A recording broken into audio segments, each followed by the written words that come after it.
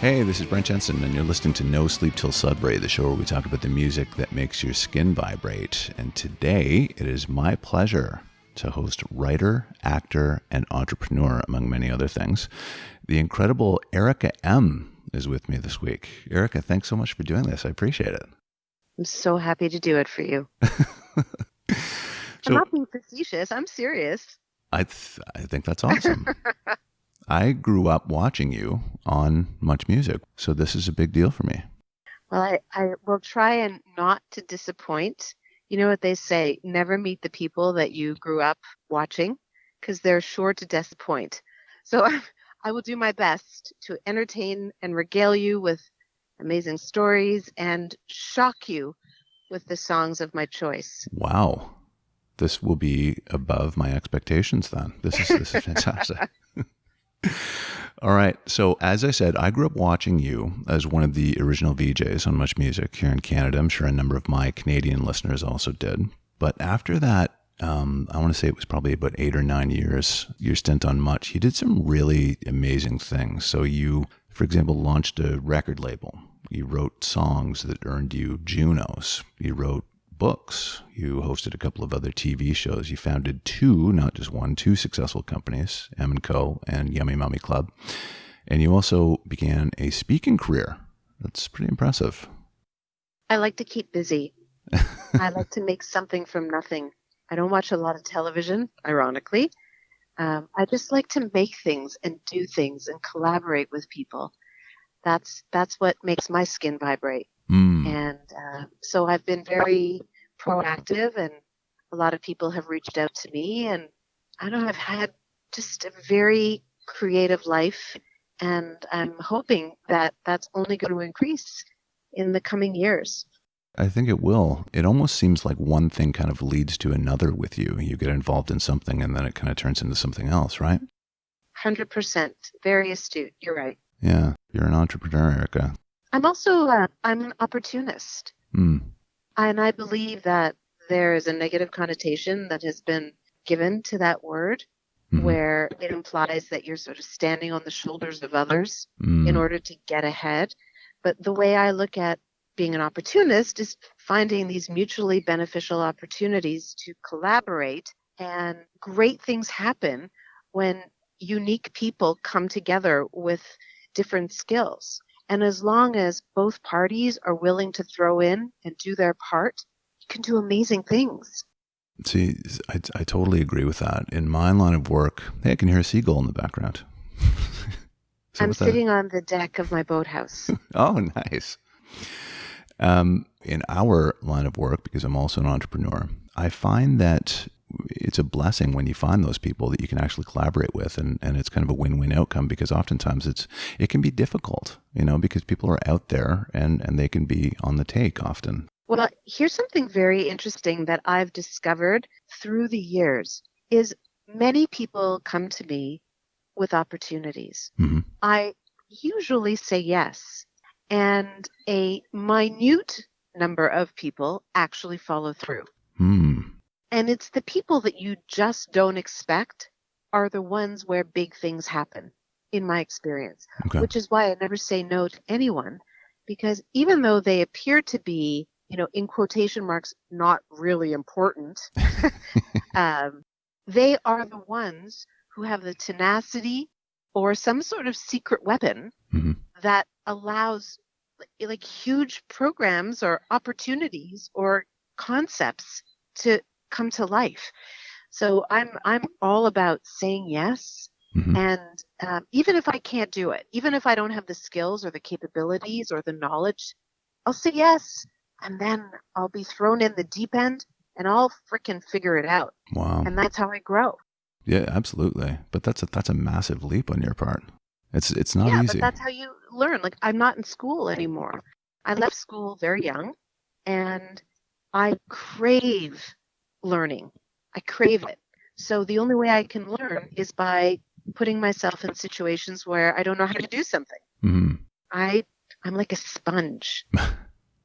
Now, would you say that was how you got into MuchMusic? Because I know that you had just auditioned, and I want to say it was kind of a last minute thing. You threw your hat in the ring, and there you were.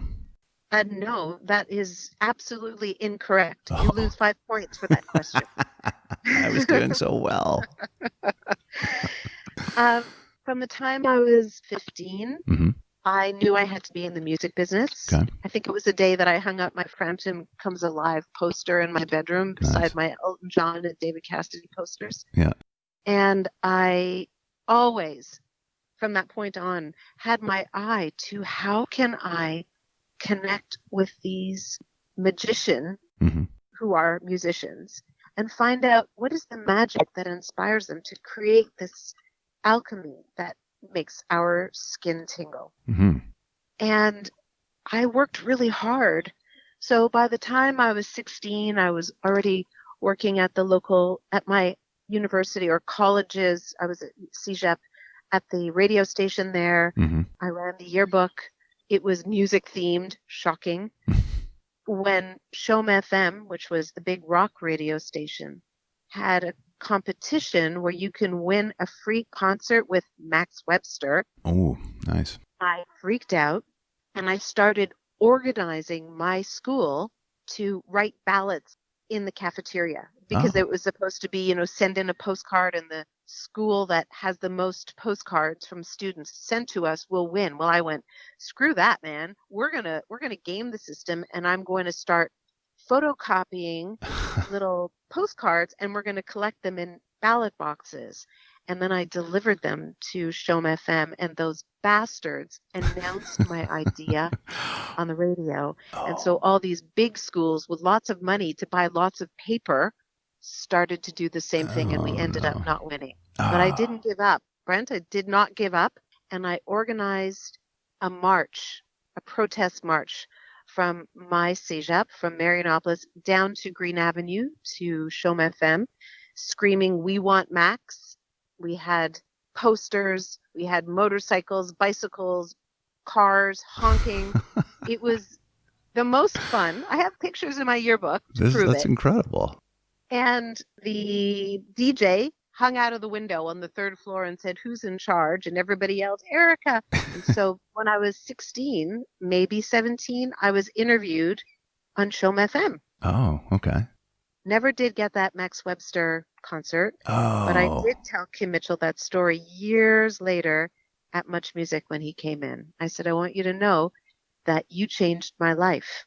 wow. Because, probably 3 months later, I went to see the Cars Hmm. perform live at the Montreal Forum, and I was all decked out in the best new wave outfit ever. Okay. And I saw Rob Braid, who at that time was the program director at Shom FM, and he was one of the people who let me into the building. Hmm. So I marched right up to him and I said, "Hi, Rob, my name's Erica. Can I have a job at Shom?"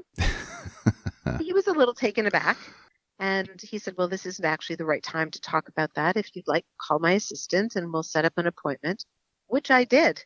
And I showed up at Shom FM, heart pounding, and I asked him if I could have a job at Shom. And guess what he said? He said yes. He said no. Oh no. See, I He said thought, no. did you not work there as like a kind of a, Well, okay, keep going. Sorry. because he said, "I can't hire you because you're still in school. Oh. However, if you want to work for free and be my music librarian, you can Hmm. share my office and your responsibility will be to file all the albums that come in. Okay.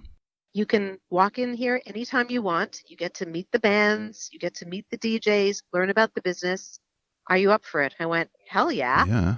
And sure enough, I started working at Shom FM when I was, I don't know, 16 or 17. And all the kids at Marianopolis were saying, "How did you get that job?" I mean, it was really the coolest job in all of Montreal. No kidding. And my answer was very simple.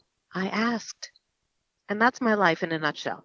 That's it. Wow. So to make a very long story even longer, I warned you that I talked a lot. No, please. I had a series of jobs in the music business from the time I was 16. Okay. I started working in clubs, DJing at clubs till 3 in the morning.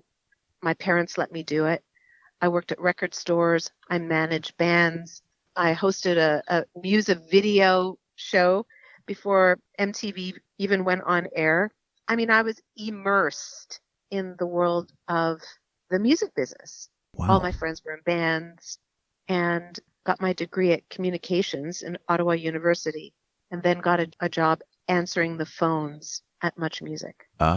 In fact, Oh, I lied. Not even at MuchMusic. At City TV, there was no MuchMusic, but that's right. there was a show called The New Music, Mm-hmm. which was revolutionary. Yeah.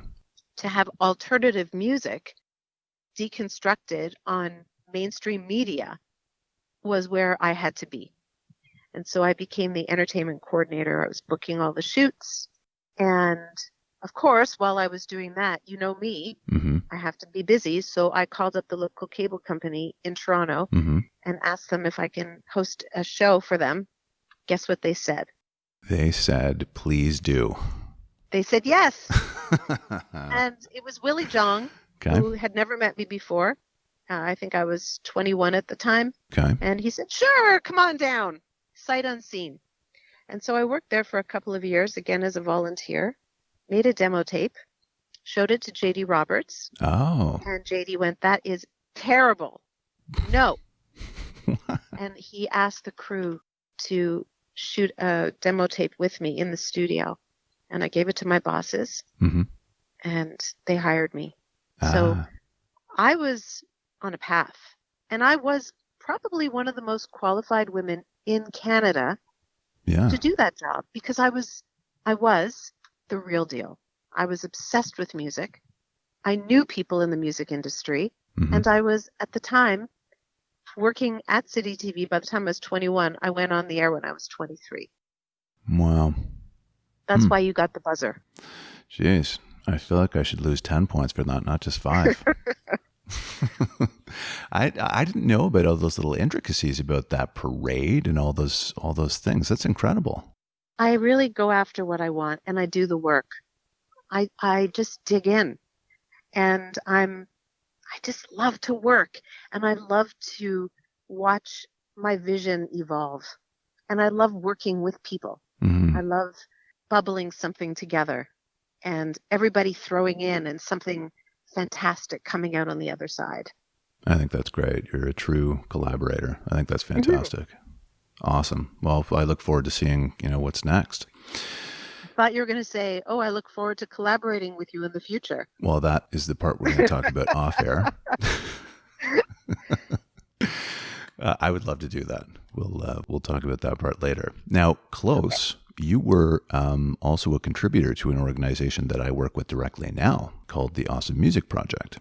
And the Awesome Music Project, for people who don't know, raise money to fund research linking music therapy to improve mental health. So you contributed a story to their book, which is fantastic. And that's how I kind of got caught up with them, was through that book. And then you spoke at their Kitchener event. Yes. Yeah. Well, it's such a fantastic organization, mm-hmm. connecting music and mental health and mental well-being, because music is a lifeline for many people. Through this amazing project, which is going to go so far as it hopefully starts to cross country lines, and there's like an Awesome Music US and the UK, etc., with all these amazing stories in them. Mm-hmm. Important funds are being raised to learn more about how music can help the brain and help with mental illness. My daughter has been struggling for the last almost 3 years. When she turned 13, she went dark. Mm-hmm. And she's now at 16, just coming out of it. Oh, wow. And I feel great compassion for those who are either struggling with mental illness or caring for people, trying to help people around them who've gone dark. Yeah. So I'm so proud to be part of it, just by telling a story. Yeah, no, I thought you did a great job that night. I was in attendance, and I've always been a big believer in the fact that music has this special ability to elicit an emotional response from people. Clearly, that's what this whole podcast is about. Exactly. And it was funny because somebody put me in touch initially with Rob Carley, who's one of the founders of Awesome Music Project. And they said, you guys have to meet. Like, this is incredible, because in essence, you guys are really doing the same thing. You talk about the music that makes your skin vibrate, and they want to prove it scientifically. So, it was an easy fit. So, yeah, great that you do some work with them too. Well, I think also it is incumbent upon me to give back in any way that I can. So those are the kinds of things that are easy for me to do. And if it helps, fantastic. Oh, it helped. I read your story in the book. I thought it was great. Yeah, me and Tim. Well, again, sometimes I tell stories of things that happen in my life, but I tell them for a reason. Mm-hmm. Uh, the story I told in the book was about how this amazingly incredible person came into my life. His name's Tim Thorney. Mm-hmm. He is one of the most talented songwriters, and he invited me to join him as a songwriting partner. Well, just to write a song, and then eventually we became partners for 10 years. We wrote about 300 songs, and we ended up starting a record label together and working with artists, and it was one of the happiest times of my life for sure. And I specifically remember the time that we finished writing and recording an album for Cassandra Vacic. Mm-hmm. And Cassandra Vacic was not a songwriter, but she was just an incredible vocalist. She sang with such emotion. So Tim and I wrote all of her songs. The songs were, for the most part, my life story. Mm. And I poured my heart into it. And then we went into the studio, and Tim produced the album. And I was sort of his second set of ears, because I don't know how to produce music, but I just know what sounds good. And is this song coming out the way we envisioned it? Mm-hmm. When the album was completely done, we sat in the recording studio together. We turned all the lights off, and we listened to the album in the darkness together. Mm. And at the end of it, he said, "Em, it never gets better than this." Mm. And what he meant was, when you collaborate, or if you do it on your own, you create art. You create art for yourself. It resonates with you. It makes your skin vibrate. Mm-hmm. And then it gets unleashed to the rest of the world. No matter what they say, it doesn't matter, because we did it. We made something we believed in. And that has stuck with me as a creator, as an artist, as a writer, as an entrepreneur. Not everybody likes what I do. Not everybody likes me. But that's okay, because I'm doing what I love, and I'm true to my vision.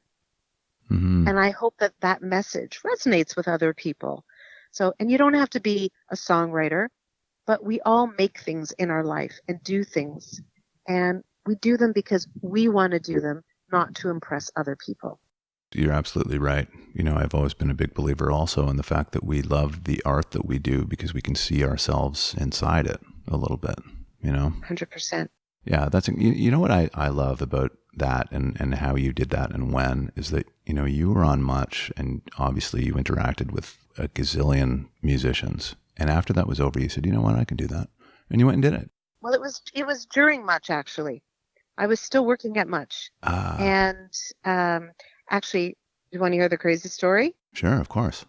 So I was working at Much. It was 1989. Mm-hmm. And I discovered that I was being paid significantly less than the men. Shocking. Oh, yeah. You mentioned that in Kitchener. Yeah. So I went to my boss, Mm-hmm. and I said, I'd like a raise. And he said, no. Mm-hmm. Why? Because I was difficult to work with. I want to tell you something. If there's one thing that I'm not, it's difficult to work with. Yeah. So I told him to fuck off, Good. literally, and walked out of that office and quit. Good. And went home and bawled, crying, because I just quit the best job in the world. But on principle, don't do that. I've poured my heart and soul into my job on MuchMusic, and what I was asking for was reasonable and fair. So I called up my friend Tim, crying, Mm-hmm. and Tim said, "Well, Em, can you write a song?" I was like, "I don't know." He said, "Come over, we'll write a song." He was just trying to be a nice guy. Yeah. Well, we wrote a song. He was like, "Em, that's pretty good. Want to try another?" Okay. And from 1989, I was writing songs with Tim. Mm. And one of the highlights of my life was the night that I hosted the Juno's pre-show, Mm-hmm. because I was a host on MuchMusic, and I presented an award to me and Cassandra. That's so great. Best country album. Yeah. Or best country art, a female country artist. So that was me wearing both hats at the same time. So I was a songwriter for 5 years while I worked at Much. Okay. I thought you did it shortly after, but that was what I was impressed with, is that, you wrote the song, that's one thing, but you actually earned a Juno for it, which is no small achievement. Yeah, we earned a few Junos. Yeah. And songwriter awards, country music awards. We won quite a few awards together, Tim and I. Mm-hmm. And like I said, my collaboration with Tim is at the top of my list in terms of musical magical experiences. We just would walk into a room. Our egos were not in the room with us. And we came out with something special each time. Mm-hmm. And he is just a great guy. Music just pours out of him, and words just pour out of me. Mm-hmm. And it worked. Yeah.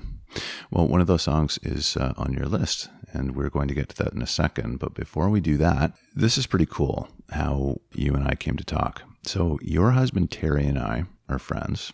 And last week on the show, I talked about the final days of Kurt Cobain's life. And so after the episode aired, Terry sent me a note and said, dude, did you know that Erica was one of Kurt Cobain's last interviews?